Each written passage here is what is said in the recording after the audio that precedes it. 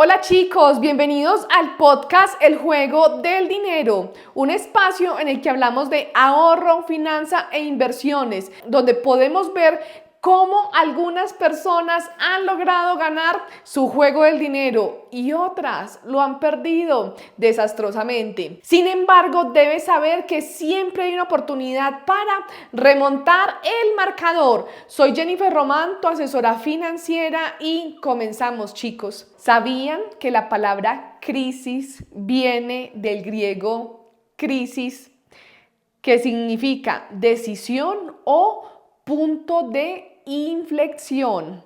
Es decir, no solo implica caos, implica elección, y oportunidad viene del latín opportunitas, de op, frente, y portus, puerto, estar enfrente del puerto, o sea, en el momento adecuado.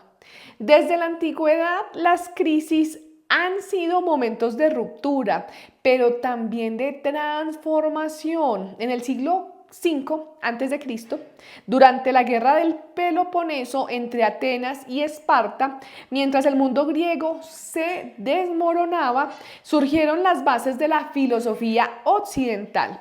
Sócrates, Platón, los debates sobre la democracia, todo en medio del conflicto. En el siglo XIV, la peste mató casi a un tercio de Europa. Fue devastador, pero también aceleró el fin del feudalismo. Cambió la relación con el trabajo y abrió el paso al Renacimiento, una de las épocas más brillantes de la humanidad. Y chicos, si esto pasa en Europa, aquí en México también tenemos nuestra historia.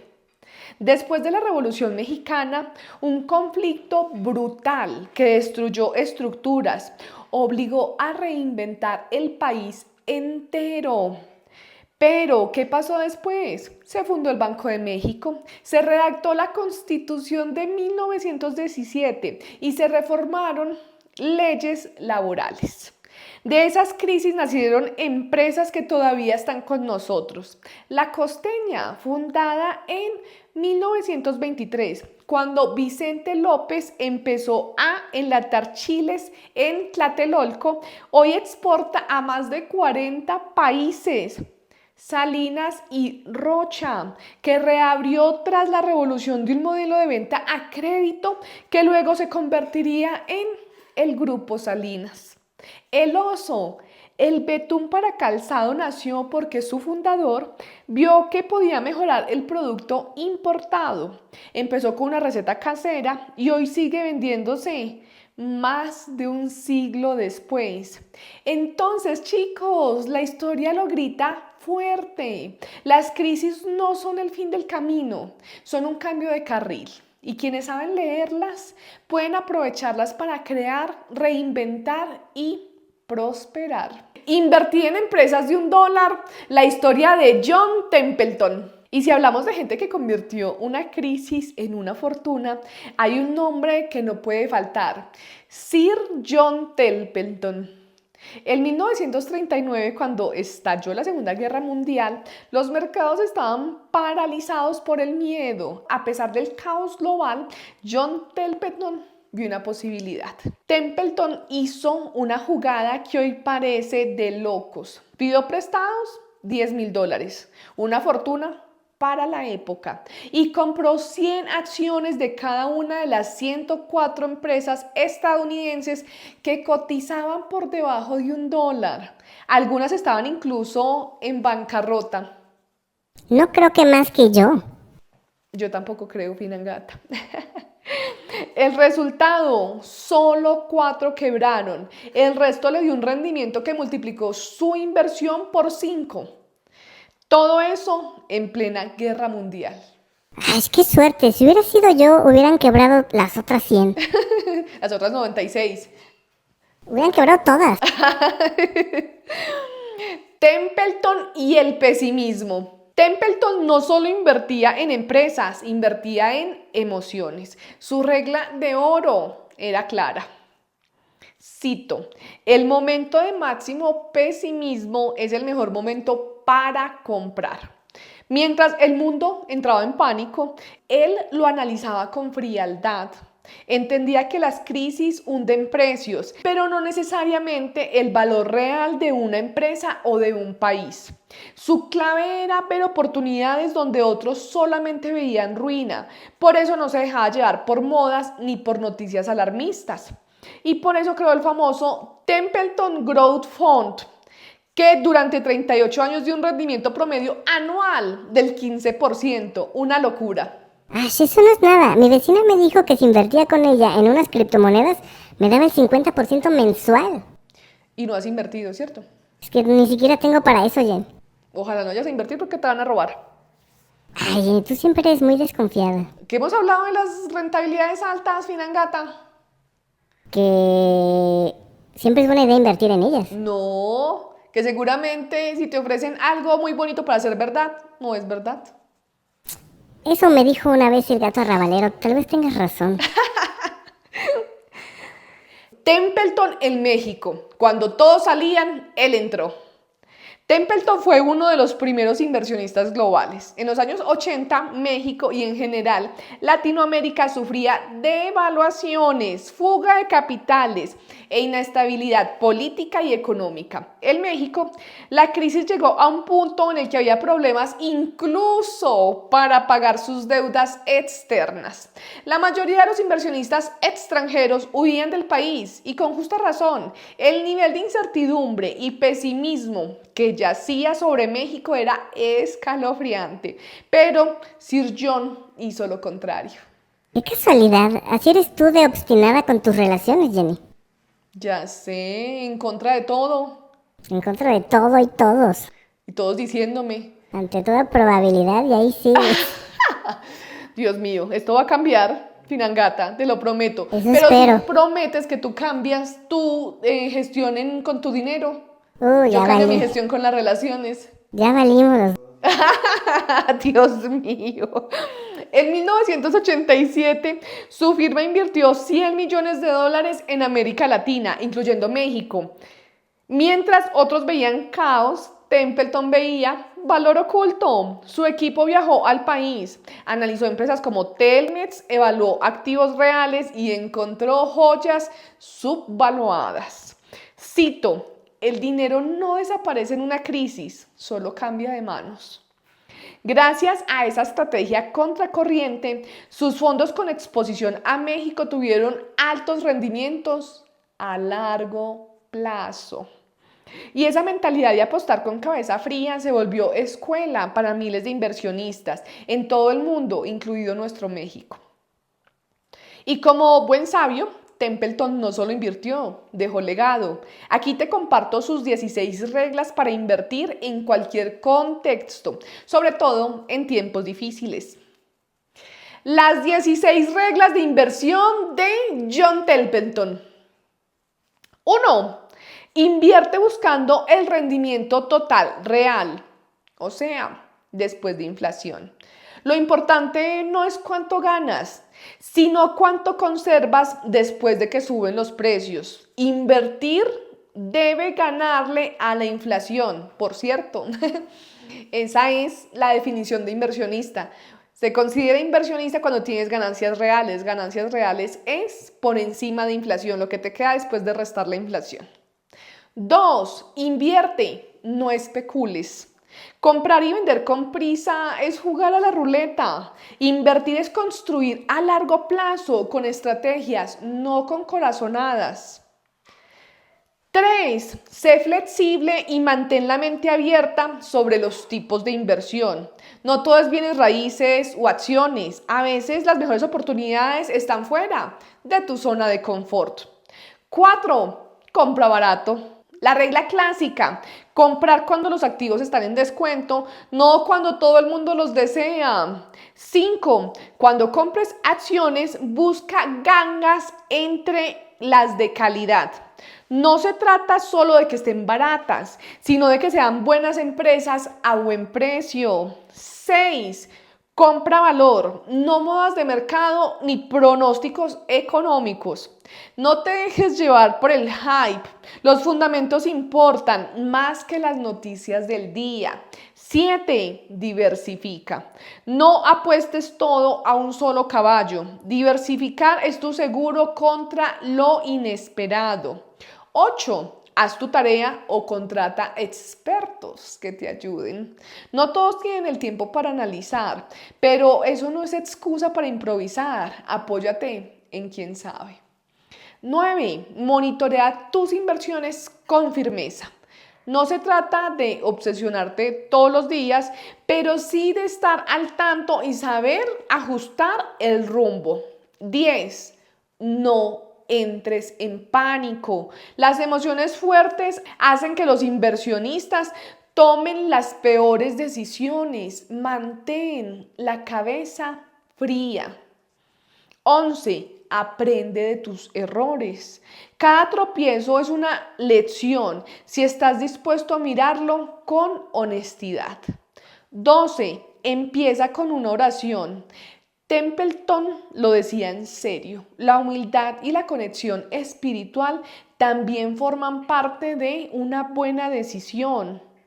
13. Superar al mercado es una tarea difícil. Si fuera fácil, todos lo harían. Por eso, disciplina y paciencia valen más que intuición y fondos indexados. 14. El inversionista que tiene todas las respuestas no entiende todas las preguntas. El exceso de seguridad puede ser fatal. Siempre hay algo que no sabes. 15. No hay almuerzos gratis. Si algo suena demasiado bueno para ser verdad, probablemente lo sea. Desconfía de los atajos. 16.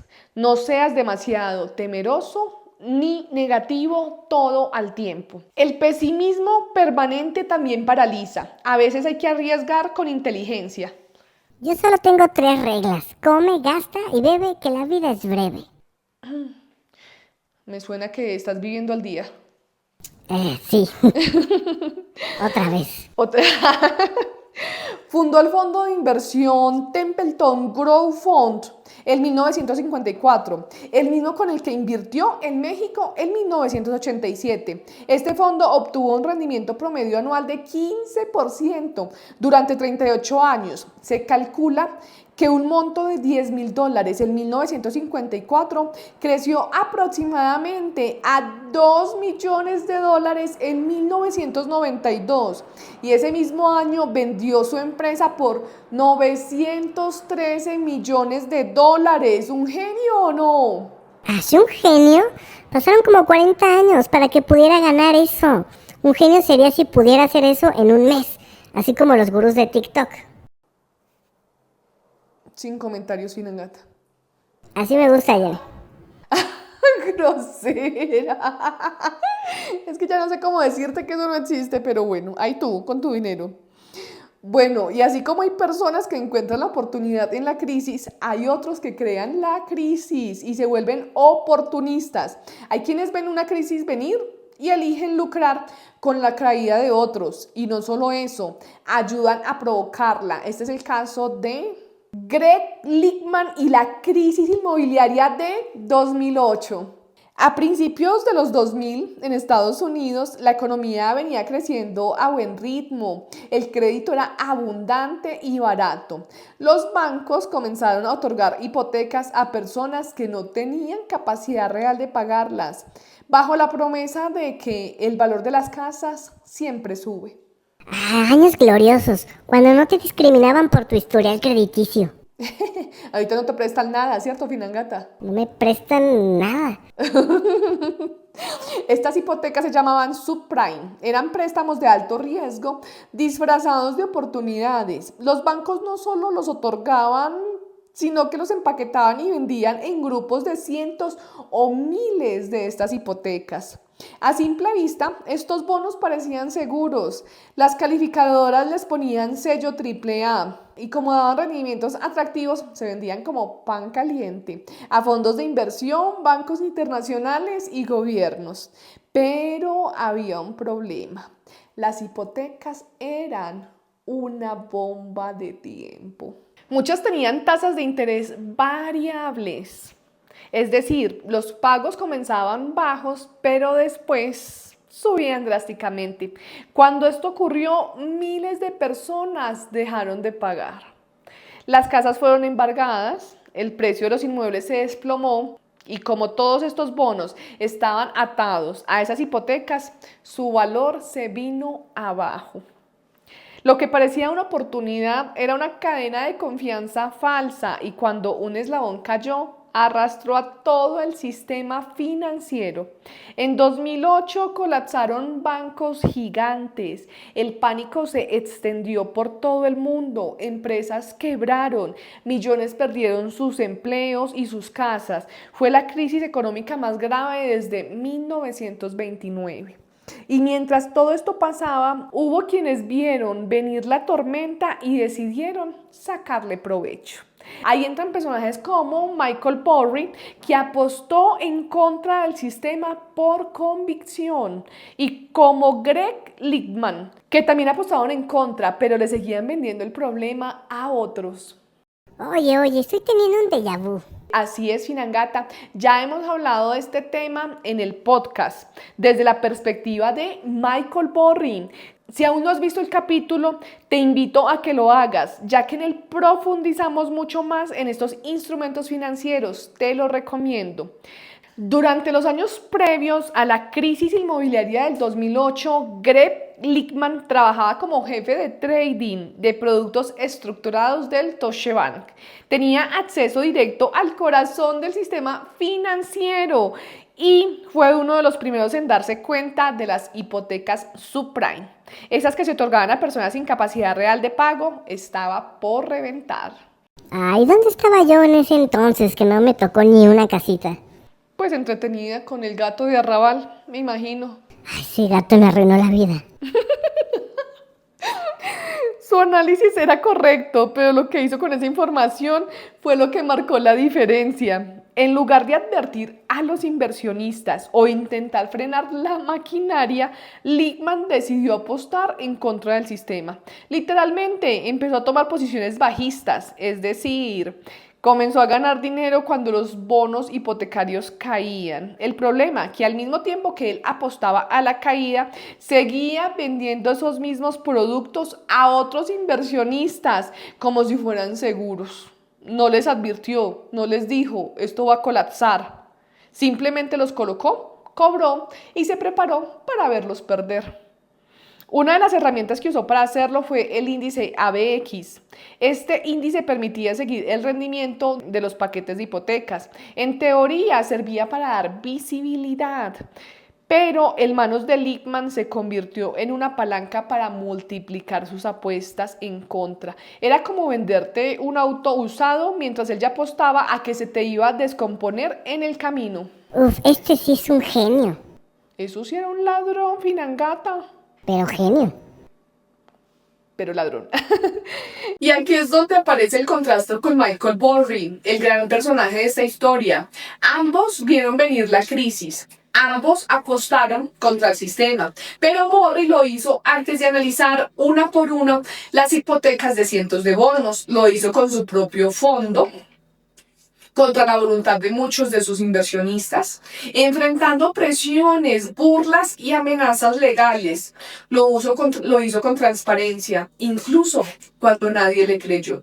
Lichtman, en cambio, lo hizo desde dentro del sistema, con acceso privilegiado, con influencia, con la posibilidad de tener la bola de nieve y eligiendo empujarla. Lichtman, en cambio, lo hizo dentro del sistema, con acceso privilegiado, con influencia, con la posibilidad de tener la bola de nieve y eligiendo empujarla.